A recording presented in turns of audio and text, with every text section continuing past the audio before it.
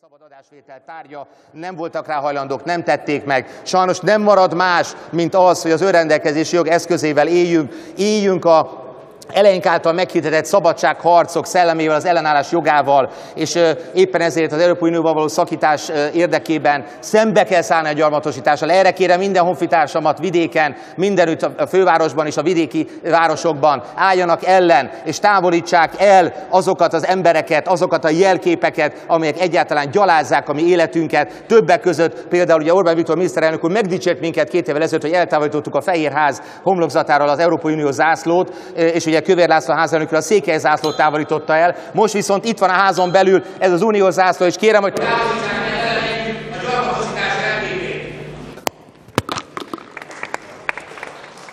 Kérem, csak maradjunk meg a parlamentális formában nyugodtan. Tisztelt Országgyűlés, felszólalásra jelentkezett Kovács. Ilyen a szabadság, ilyen a haza, eltávolítjuk a hazállás jelképét.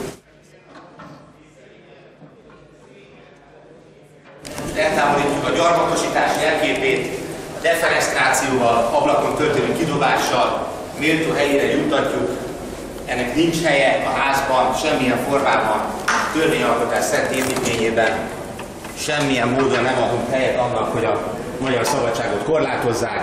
Ne hallgass képviselőtársam, hogy látszik a hívószóra hallgatott, és ennek egyében a hazugállási jelképét eltávolítjuk, és arra kérünk mindenkit az országban, hogy védjük meg a magyar szabadságot, és ennek egyébben mindenhonnét távolítsuk el, lehetőség szerint nyilván a jogszerűség keretei között ezeket az uniós zászlókat. Meg kell változtatni ezt a törvényt. Micsoda dolog ez, hogy gyarmatosítás szimbolizáló szimbólumok ott vannak az óvodáink, az iskoláink, a középületeinken, miközben ez a rabságunk, a megfosztottságunk jelképe.